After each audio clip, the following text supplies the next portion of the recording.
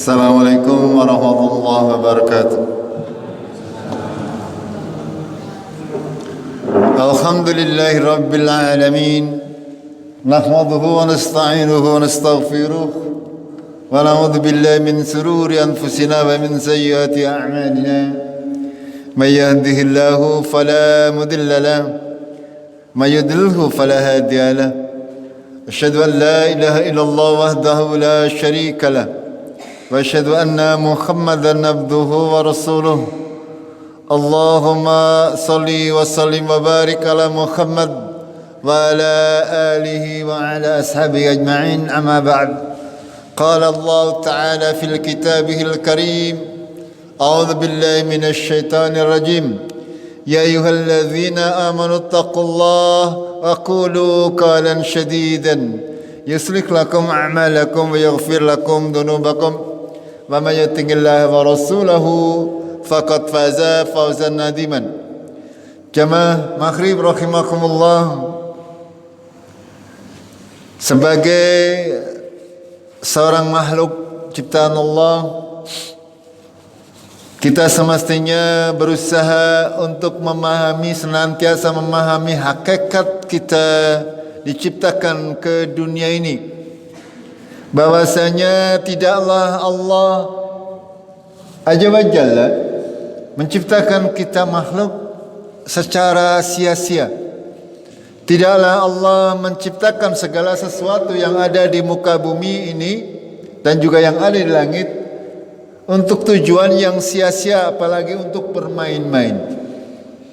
Kita tahu Allah menciptakan malaikat, Allah menciptakan jin, Allah menciptakan manusia, Allah menciptakan benda-benda yang ada di langit dan yang ada di bumi, semuanya adalah dengan hikmah ilmunya yang berhubungan satu sama lain sesuai dengan ketentuan Allah Tabaraka wa Ta'ala. Sehingga segala macam ciptaan Allah itu saling terkait satu sama lain. Kita sebagai makhluk hidup, sebagai makhluk yang diciptakan oleh Allah dalam bentuk yang sebaik-baiknya, diberi derajat yang setinggi-tingginya, kita harus senantiasa mensyukuri itu semuanya. Jangan sampai kita merendahkan diri kita di hadapan Allah Azza wa Jalla.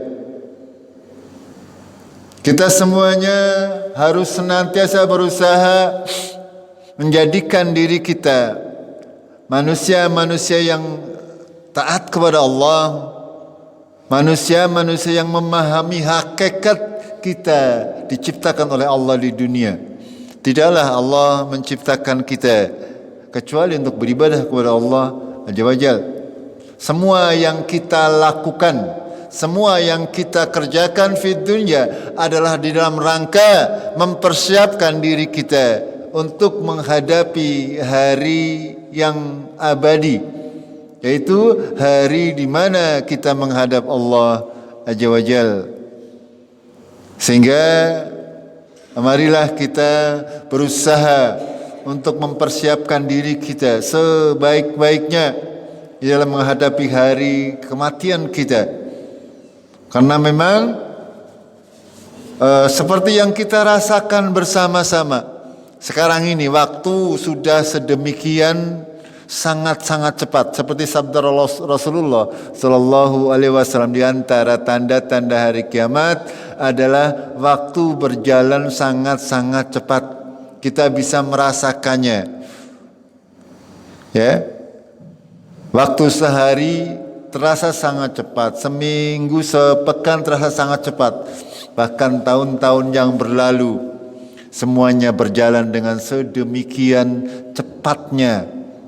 Tanpa terasa kita sudah mendekati usia-usia di mana memang kita dijatai oleh Allah Azza wa Jalla adalah seperti itu. Kata Rasulullah dalam sebuah sabdanya bahwasanya umat kaum muslimin ini, umat akhir zaman, jatah usianya adalah 60 sampai 70 tahun. Oke, 60 sampai 70 tahun. Sing wis 60 tahun ke atas Angger hurung mendekat berarti apa? Kalau sudah 60 tahun ke atas ya semestinya sudah fokus kepada menghadapi kehidupan berikutnya. Karena jatahnya sebentar lagi. Tapi bukan berarti yang di bawahnya juga santai-santai, tidak. Hanya memang kemungkinannya itu memang lebih besar. Itu karena memang sabda Rasulullah pasti benar. Kita umat akhir zaman ketika diberi usia lebih dari 60 atau 70 tahun itu hanyalah bonus. Dan kebanyakan ketika sudah berumur di atas 70 tahun sudah sangat banyak kenikmatan yang dikurangi. Gini betul? Iya, umur kayak saya 50 sudah mulai banyak sekali kenikmatan yang dikurangi. Nanti kalau sudah 60 tahun bertambah lagi. Apalagi kalau sudah 70 dan di atasnya. Itu kalau diberi. Dan semestinya kita semuanya mempersiapkan diri kita di dalam menghadapi itu semuanya. Terutama untuk masalah-masalah akidah. Ya, karena akidah merupakan pondasi kita dalam beribadah.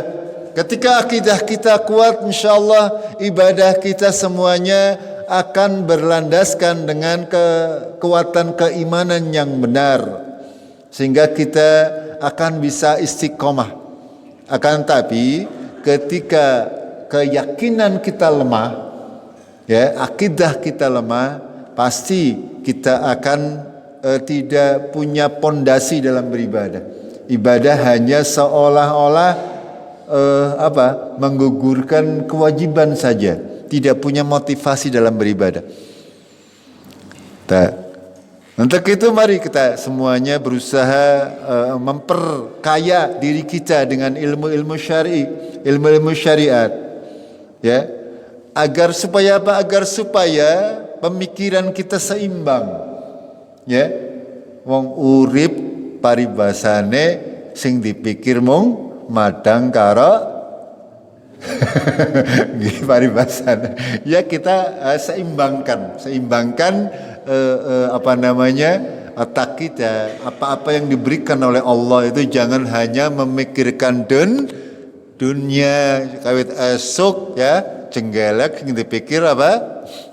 Gawean baik kan bosen nggih. Makanya kita seimbangkan agar supaya di samping kita dunianya dapat, akhiratnya juga kita dapatkan. Itu sebagai mukadimah. Kita masih akan lanjutkan, ya. Kita perkuat akidah kita, keimanan kita terhadap hal-hal yang gaib. Segala sesuatu yang gaib ini tidak bisa kita imani secara sembarangan. Kita mengimani hal gaib sesuai dengan apa yang diwahyukan oleh Allah di dalam Al-Quran maupun apa yang disabdakan oleh Rasulullah Sallallahu Alaihi Wasallam di dalam Al-Hadis. Tidak boleh kapasitasnya melebihi itu. Kemarin pada kajian yang lalu sudah kami sampaikan ada 3 golongan manusia. Pertama, orang yang tidak mengimani hal yang gaib. Kedua, orang yang mengimani hal gaib secara berlebihan, sehingga terkadang mereka meyakini sesuatu yang gaib padahal itu adalah berdasarkan katanya atau berdasarkan pemikiran yang salah. Itu ada 2 kelompok kanan dan kelompok kiri. Kelompok yang ekstrim ya dengan tidak mempercayainya, dengan kelompok yang mereka mempercayai hal-hal yang gaib akan tapi kepercayaannya salah. Kenapa dikatakan salah? Karena berdasarkan dengan praduga, berdasarkan khayalan, berdasarkan khurafat ini. Dan kita berdiri di tengah-tengah dari kedua golongan tersebut. Kita beriman kepada hal yang gaib sesuai dengan apa yang diwahyukan, yang diberitahukan oleh Allah kepada kita melalui Al-Quran dan melalui Rasulullah Sallallahu Alaihi Wasallam. Gitu. Itu kajian yang kemarin. Kita akan lanjutkan ya tentang syaitan.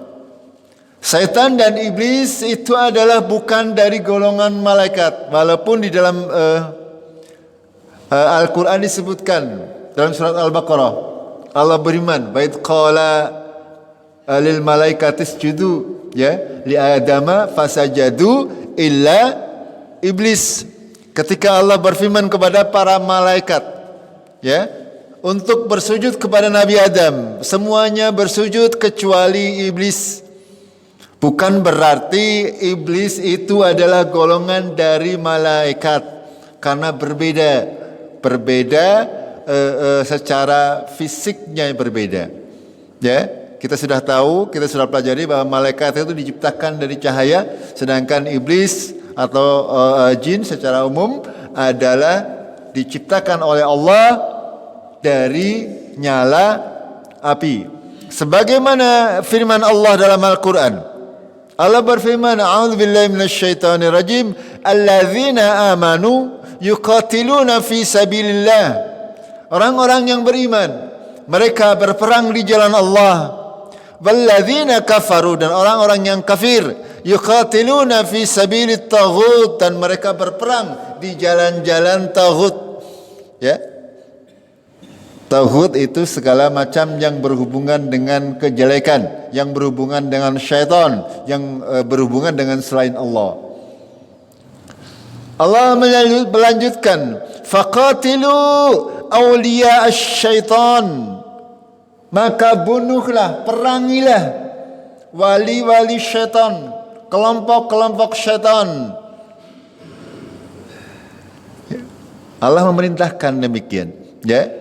Orang-orang yang mengambil jalan selain jalannya Allah dan para rasul, itu mereka dikelompokkan oleh Allah sebagai aulia asy-syaitan, ya, sebagai kelompok setan. Lalu Allah melanjutkan, "Inna kaidasy-syaitani kana dha'ifan." Sesungguhnya tipu daya syaitan itu adalah lemah.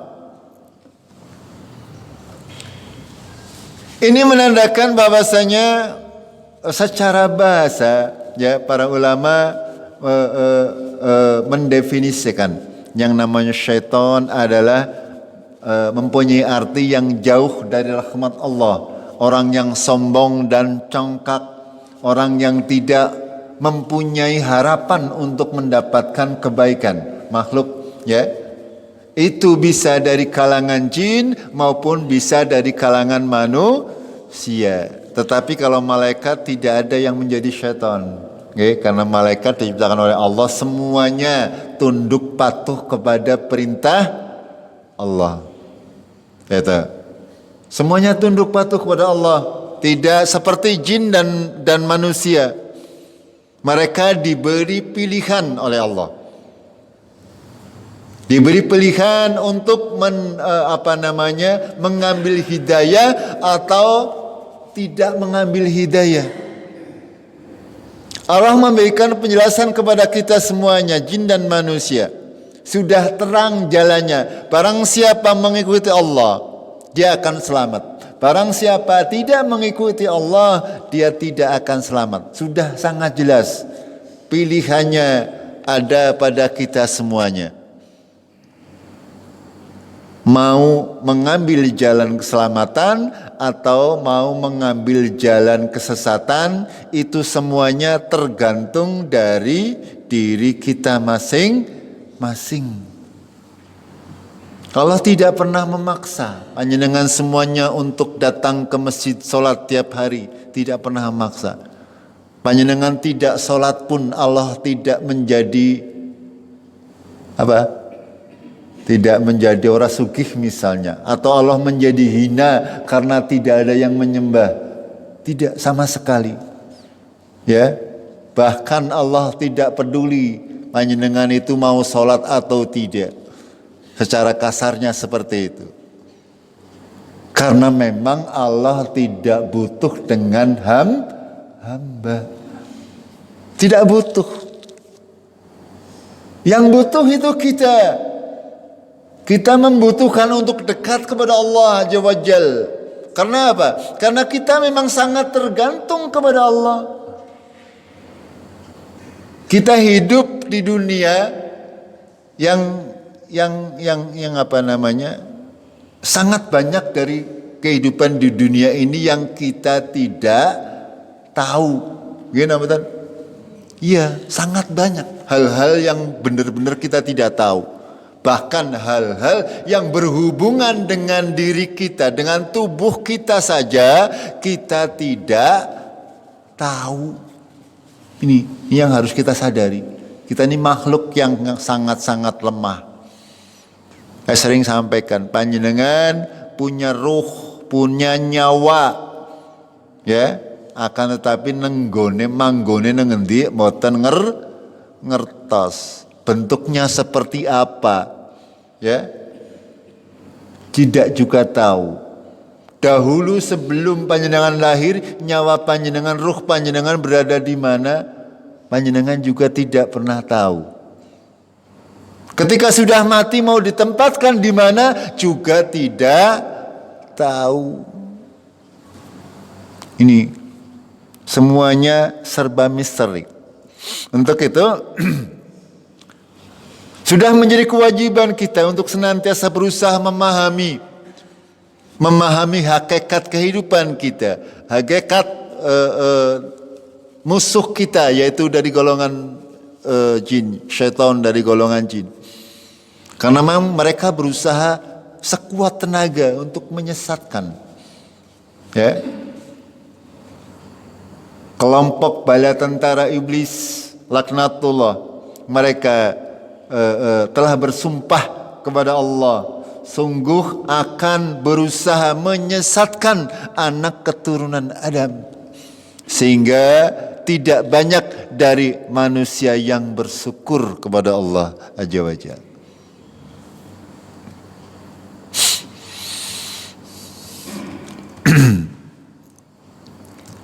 Jamaah rahimakumullah, menurut ulama, ya, bahwasanya syaitan merupakan bagian dari jin, ya, seperti yang sudah kami bacakan tadi, penggalan surat Al-Baqarah. Wa id qulna lil malaikati isjudu li Adam fasajadu illa iblis aba wastakbara wa kana minal kafirin. Ketika kami berfirman, ya, ketika Allah mengatakan kepada para malaikat, ketika Allah sudah menciptakan Adam, ya berarti sebelum Adam diciptakan, Allah sudah menciptakan para malaikat dan jin. Nah, ketika Allah sudah menciptakan Nabi Adam, Allah mengajarkan Nabi Adam akan nama-nama segala sesuatu yang ada di bumi. Lalu Allah memerintahkan kepada seluruh penduduk langit pada saat itu untuk bersujud kepada Nabi Adam. Sujud di sini bukan berarti sujud penyembahan, akan tapi sujud penghormatan. Ya. Makhluk yang diciptakan oleh Allah terakhir, yaitu dari jenis manusia, akan tetapi oleh Allah dimuliakan derajatnya, sehingga makhluk-makhluk sebelum manusia mereka diperintah untuk melakukan penghormatan kepada manusia. Ini Allah mengangkat derajat kita, umat manusia. Kecuali siapa yang tidak mau bersujud, yaitu iblis. Kenapa iblis tidak mau bersujud? Aba, dia enggan. Wastakbara, dan dia sombong. Dan dia termasuk orang-orang yang kafir. Enggan karo sombong sing marakna dadi wong kafir. Enggan ki bahasa Jawane apa sih kadune? Enggan ki ngedap, ya. Penyakit ngedap itu dari iblis, ya. Kalau wong ngedapan, Arab salat ngedap, Arab ngaji ngedap, Arab membaca Quran ngedap, tapi ngerekon ngedeta apa mending ngedeta kaya langgang ngedape. Iya. Tapi ngerekon ngaji Quran, baca Quran dan ngedape pol. Itu penyakit yang membuat orang itu masuk, ya, Yang kedua ya, yang banyak menyebabkan seorang itu kafir seperti iblis ini adalah istakbar.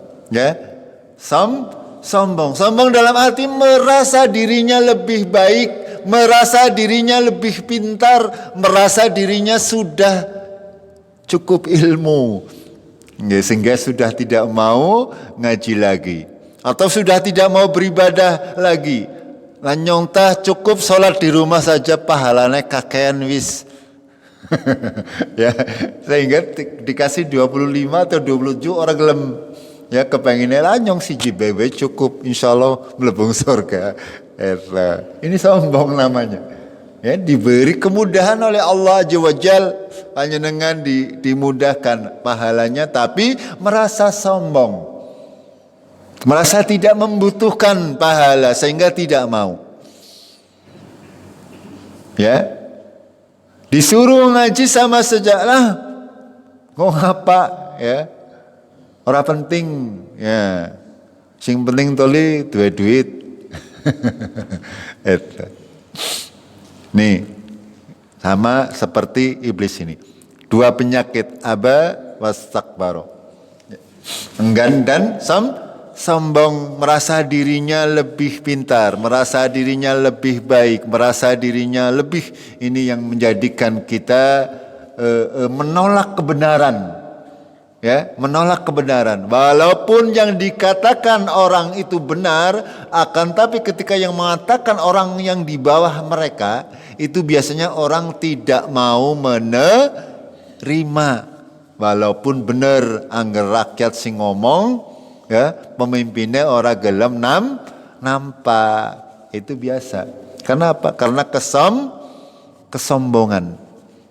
Kalau orang kecil yang berkata, orang besar tidak mau dengar. Ya, tapi kalau orang besar yang berkata, orang kecil harus itulah manusia secara umum seperti itu. Oke? Itulah dua hal yang membuat orang itu masuk ke dalam kelompoknya syaitan, kelompoknya iblis. Ya, dalam ayat yang lain Allah berfirman, kana minal jin. Ya, ini terusannya. Wa id qulna lil malaikati isjudu li Adam fasajadu illa iblis. Iblis itu kana minal jin, termasuk dari golongan jin. Fafasaqa an amri rabbih. Dia fasik, membangkang perintah Tuhannya. Ini yang menjadi dasar bahwasanya iblis itu adalah bagian dari jin, masuk dalam golongan jin. Dan iblis inilah yang diberi tangguh oleh Allah Azza wa Jalla sampai hari kiamat. Jadi iblis ini manggone teng pundi? Teng langit napa teng bumi? Iblis niki kira-kira teng langit dhuwur apa neng bumi kira-kira? Menurut panjenengan? Teng bumi bareng karo jenengan. Kita ini bertetangga dengan iblis, setan, jin. Itu. Ya, kita bertetangga. Satu tempat berada di bumi. Ya, kita hidup bersama dengan mereka-mereka semuanya. Padahal secara umum jumlah jin dengan manusia kira-kira akeh endi? Kenapa panjenengan bisa mengatakan akeh jin ya, kayak ngerti-ngerti ya? Kenapa kira-kira? Karena jin ini secara umum umurnya lebih panjang. Lebih panjang. Mereka sama seperti kita, beranak pinak, mempunyai keturunan. Mereka menikah juga. Ya, mempunyai keturunan. Akan tapi secara umum mereka umurnya lebih panjang. Itu. Ya, kalau dibandingkan manusia, itu jin itu lebih banyak. Itu. Dan juga dari berdasarkan hadis Rasulullah sallallahu alaihi wasallam. Rasulullah bersabda, khuliqatil malaikatu min nur wa khuliqal jannu mimma rijim min nar wa khuliqa adamu mimma wusifa lakum. Ya, seperti yang sudah kita jelaskan kemarin. Allah menciptakan malaikat dari jin, ya, malaikat dari nur, sedangkan jin diciptakan dari nyala api, sedangkan Adam itu diciptakan dari tanah. Ini yang menandakan bahwasanya setan dan iblis ini bukan termasuk golongan malaikat. Itu masing-masing ada kelompoknya sendiri-sendiri. Itu semuanya makhluk Allah yang diciptakan oleh Allah, tujuannya adalah untuk menyembah Allah. Ya. Manusia dan jin itu diberi tanggung jawab, diberi akal, diberi pikiran. Ya, tidak masih mempunyai pilihan. Sementara malaikat memang oleh Allah diciptakan sebagai makhluk yang tunduk patuh, tidak ada yang membangkang mereka. Akan tapi iblis manusia dan jin, mereka diciptakan oleh Allah secara fitrah, mereka diberikan pilihan. Mau mengambil jalan kebenaran atau mau mengambil jalan kesesatan. Ini semuanya tergantung daripada masing-masing. Makanya yang namanya neraka ini nanti diciptakan oleh Allah, nanti isinya adalah manusia, kebanyakan manusia dan jin.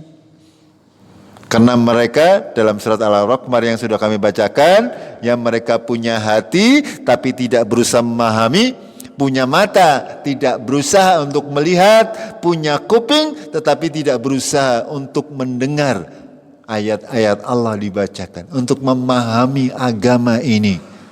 Mereka menganggap bahwasanya kehidupan dunia ini adalah ketika sudah mati ya wis rampung. Banyak manusia-manusia yang beranggapan seperti itu. Mati ya wis rampung. Kepenak temen gitu. Kalau tidak ada pertanggungjawaban, tidak ada kelanjutan kehidupan, itu namanya Allah tidak adil. Karena di dunia ini, yang namanya dunia ini, peradilan di dunia ini pasti subjektif, artinya tidak akan bisa adil.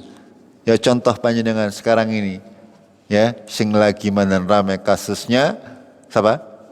Sambo nopo Rambo? Itu. Tidak akan selesai muter. Ya, nanti akan terungkap semuanya nanti di yaumul kiamah di padang mahsyar, ketika terjadi kisos antara mereka. Itu baru yang benar-benar membunuh siapa, otaknya siapa, semuanya akan diketahui. Kalau di dunia ini ya bisa benar bisa salah nggih, akeh salah. Karena banyak orang yang berusaha untuk menutupinya. Ini.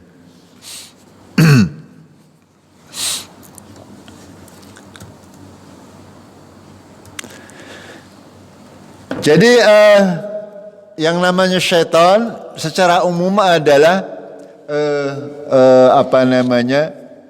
segala yang makhluk yang dijauhkan dari rahmat Allah, yang sombong, yang itu tadi pemalas, ya sifat-sifat, segala macam sifat-sifat yang buruk, itu semuanya adalah meliputi gambaran daripada setan.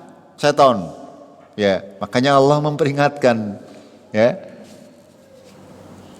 Wala tattabi'u khutuwatish syaiton innahu lakum ngaduwwum mubin. Janganlah kalian mengikuti langkah-langkah syaitan, karena sesungguhnya syaitan itu adalah musuh yang nyata bagimu. Artinya apa? Ketika kita sedang marah, itu syaitan, jangan diikuti marahnya. Oke?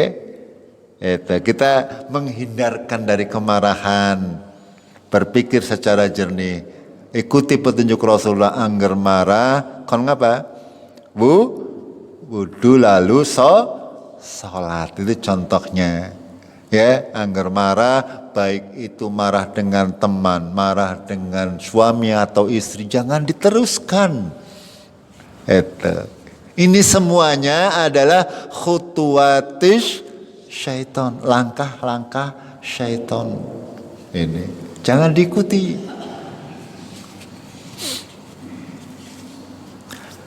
Kita lanjut kepada rupane setan kayak apa. Okay. Ya. Secara umum gambaran umat manusia digambarkan oleh Allah Tabaraka wa Ta'ala di zaman dahulu, baik orang Yahudi, baik orang Nasrani, baik orang-orang yang beragama samawi, menggambarkan setan dengan rupa yang sangat jelek, sangat buruk. Ya, hanya orang Jawa yang mengatakan setane ayu-ayu ke wong Jawa tok. Karo nang film gitu. Ya, kalau setan ada setan kok jere rupane ya wong wadon rambute dawa ayu moblong-moblong. Oke, jenenge apa? Ya. Itu semuanya adalah khurafat dan takhayul. Itu. Padahal Allah sudah memberikan gambaran bahwasanya syaitan itu mempunyai rupa yang sangat jelek. Bahkan dase setan ya, digambarkan dalam surat Al-Waqiah. Innaha syajaratun, tentang zakum ini. Dalam surat Al-Waqiah Allah berfirman memperingatkan kepada orang kafir. Orang kafir, orang yang durhaka kepada Allah akan diberi makan dari sebuah pohon yang bernama pohon zakum. Ya udah sakum gitu. Maka zat zakum. Ya. Apa itu pohon zakum kata Allah? Innaha sajaratun. Sesungguhnya dia adalah sebuah pohon takhruju fi aslil jahim, yang tumbuh dari dasar neraka Jahannam. Ya, sebuah pohon yang tumbuh dari dasar, padahal neraka itu kan isinya api nggih. Kok tetap ada tumbuhannya. Nah, tumbuhan yang tumbuh dari api itu seperti apa? Ya, talmuha kata Allah, talmuha mayangnya, buah-buahnya, mayangnya, talmuha itu mayang. Kalau buah-buah yang kita tahu itu ada pentol-pentolnya yang mau berbuah. Kata Allah, ka'annahu, sepertinya mayang-mayang tersebut, buah-buah tersebut, ru'usus sayatin, seperti kepala-kepalane ndas-ndase setan. Sakum ini digambarkan oleh Allah, buahnya, mayangnya itu seperti kepala setan. Dan kepala setan seperti apa? Ya. Orang Nasrani, orang Yahudi, mereka menggambarkan kepala setan itu hidungnya panjang, punya tanduk, punya ekor, setan seperti itu. Tapi ini semuanya gambaran-gambaran yang tidak ada dalilnya.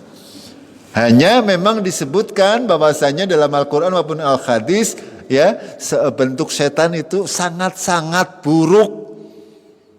Ya, makanya saya heran. Ada orang mengaku-ngaku nikah dengan setan. Kawin dengan jin. Rupanya belak pisan. Itu. Ya, perlu kita semuanya memahaminya agar ya ini disebutkan. Ya, orang Nasrani di masa yang lalu menggambarkan setan sebagai laki-laki, kulite ireng, gede, dhuwur, jenggote ireng, alis matanya runcing ke atas, mulutnya mengeluarkan api, bertanduk, memiliki kucing yang panjang dan duwe buntut. Itu gambaran syaitan. Pokoknya segala sesuatu yang rupanya buruk. Itu. Apakah itu bisa dilihat oleh manusia? Tidak. Itu tidak bisa. Syaitan dalam rupa yang aslinya tidak bisa dilihat oleh manusia. Ini yang harus kita pahami. Dan gambaran-gambaran ini hanya imajinasi dari manusia berusaha menggambarkan. Allah menggambarkan seperti dalam Al-Quran. Lalu kita kadang-kadang berkhayal. Ya, dari khayalan-khayalan tersebut lalu terciptalah bentuk-bentuk syaitan.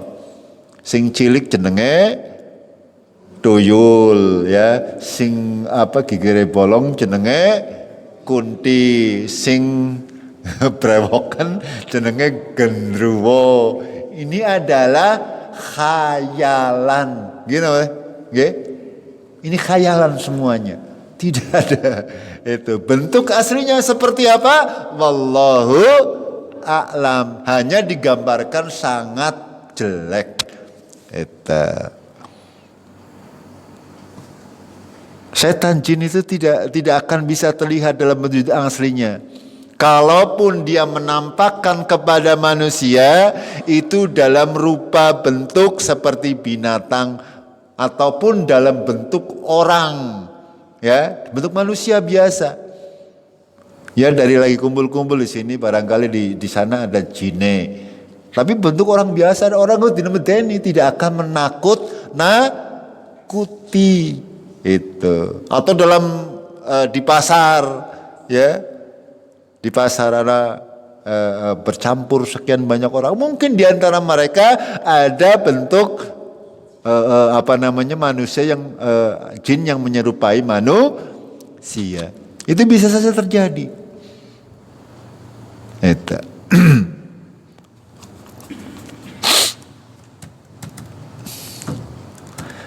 Digambarkan oleh Rasulullah. Kenapa mereka menggambarkan kau punya tanduk? Ini bukan khayalan. Ini berdasarkan sabda Rasulullah Sallallahu Alaihi Wasallam.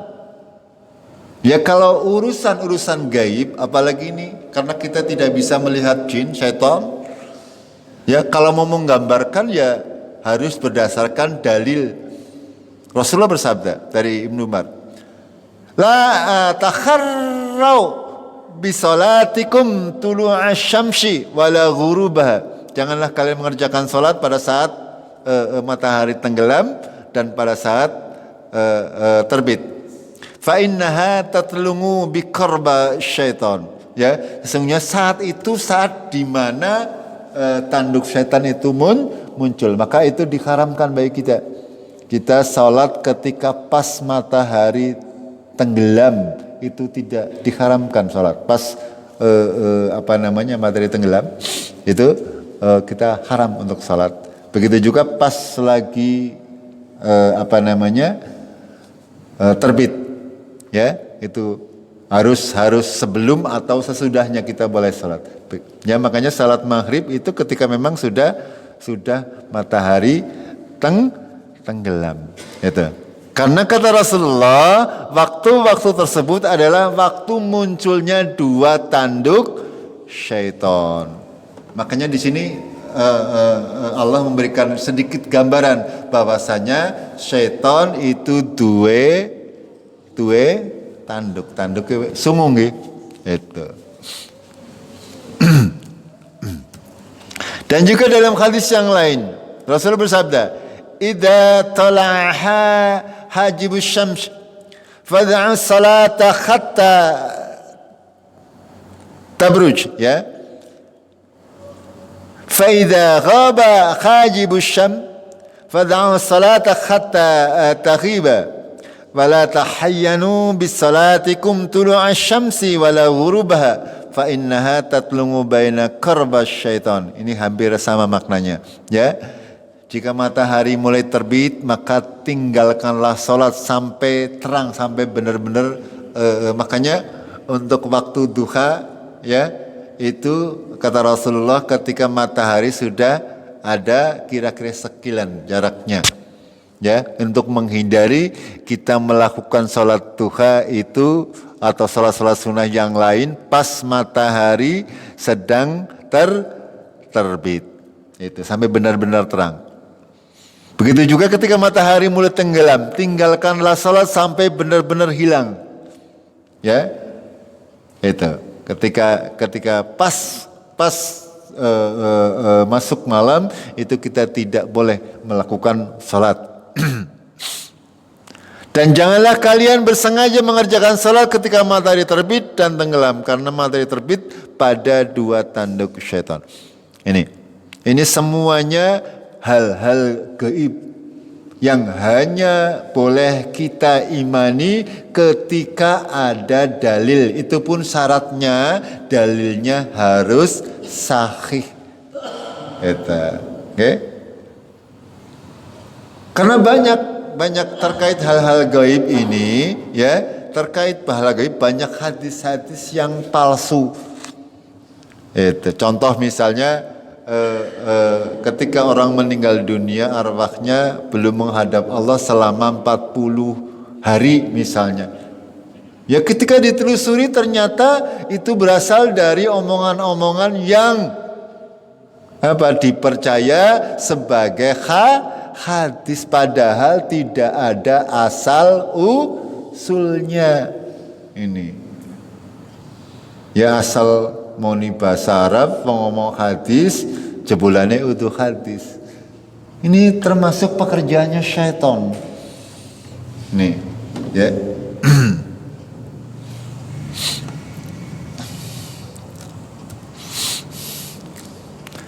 Dan juga dalam hadis yang lain Rasulullah bersabda, "Shalli salata subhi summa aksir anis salah hatta talunga syams hatta tartafi'a fa innaha tatlungu khina tatlungu baina qarba syaitan wa khina idin yasjudu lahal kuffar summa salli fa inna salata masyhudatun makhduratun." Ya, Rasulullah Shallallahu Alaihi Wasallam bersabda yang artinya, laksanakanlah salat subuh, kemudian berhentilah mengerjakan salat hingga terbit matahari. Ya, itu ketika selesai salat subuh, makanya Rasulullah tidak mencontohkan untuk salat sunnah sehabis salat subuh yang ada sebelum subuh. Setelah selesai salat subuh, panjenengan boleh melakukan zikir, ya, diam, ya, syukur bisa sampai dengan matahari terbit. Setelah itu baru boleh mengerjakan salat sunnah yang lain, ya, khususnya salat duha ketika matahari sudah benar-benar tinggi, gitu. Dan paling afdal waktu duha adalah ketika matahari sudah terasa mandan panas. Jam pinten kira-kira?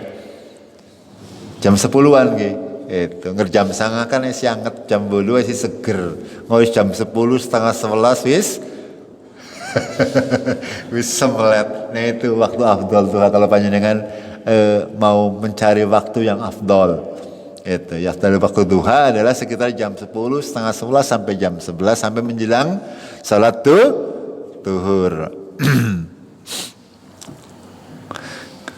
Ya, karena matahari terbit ketika munculnya dua tanduk syaitan, dan saat itu orang-orang kafir sujud kepada matahari. Ya, kita tahu zaman dahulu itu ada kaisaran yang sekarang berada di negeri Iran. Ya, dahulunya mereka adalah penyembah matahari.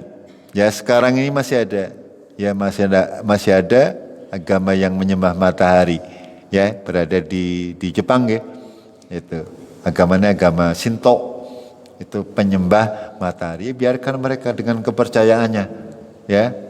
Allah sudah mengutus Muhammad sallallahu alaihi wasallam sebagai pemberikan kabar tentang agama yang benar. Akan tapi Allah tidak pernah memaksa.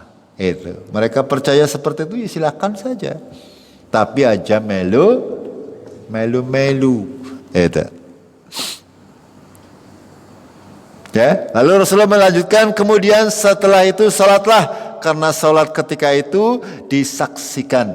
Ya, disaksikan oleh para malaikat dan diberi pahala yang sangat besar. Dalam hadis itu disebutkan pula lanjutannya, hatta tusalliya asar, kemudian sampai kamu salat asar, summa aksir nganis salat. Makanya tidak ada yang namanya salat ba'diyah asar. Ya, setelah asar tidak disunahkan untuk melakukan salat sunnah. Ya, sampai matahari terbenam, ya, hatta taghrubu syamsu fa innaha taghrubu baina qarba syaitan wa khina idin yastulahal kufar. Sama saja, ketika matahari benar terbelar, orang-orang penyembah matahari mereka sedang bersujud. Orang-orang kafir, ya, mereka mengambil waktu peribadatan mereka pas waktu terbit matahari dan pas tenggelamnya matahari. Makanya kita diharamkan untuk sholat di waktu-waktu tersebut. Itulah mengapa Rasulullah tidak mencontohkan untuk sholat ba'diyah ya subuh dan ba'diyah asar. Oke? Ya, yang ada qabliyah subuh, qabliyah duhur, ba'diyah asar, ba'diyah duhur, qabliyah asar, qabliyah maghrib, ba'da maghrib, qabla isya dan ba'da isya. Itu yang ada. Ya, sementara rawatib yang senantiasa dikerjakan oleh Rasulullah adalah 2 rakaat sebelum subuh, 2 rakaat sebelum dan sesudah duhur, 2 rakaat sesudah maghrib, dan 2 rakaat sesudah isya. Akan tapi sebelum maghrib maupun sebelum isya ataupun sebelum asar, kalau panjenengan mau sholat sunnah, boleh saja kalau waktunya masih mencukupi, terutama ketika berada di kita melaksanakan sholat jamaah. Boleh saja panjenengan ya sambil menanti teman ataupun imam ataupun daripada panjenengan tidak melaksanakan apa-apa boleh ya. Salat sunnah itu tidak dibatasi ya. Kalau panjenengan datang ke maghrib, salat maghrib 5:30 boleh saja ya. Sudah di masjid panjenengan salat mutlak 2 rakaat salam, 2 rakaat salam sampai mau maghrib, itu boleh ke mawon. Paham nggih? Itu daripada panjenengan sudah berada di masjid pikirannya kemana-mana, tidak dzikir, tidak apa-ngapain eman-eman. Karena di antara waktu adzan dan salat itu memang waktu kabulkannya doa, makanya jangan disia-siakan. Makanya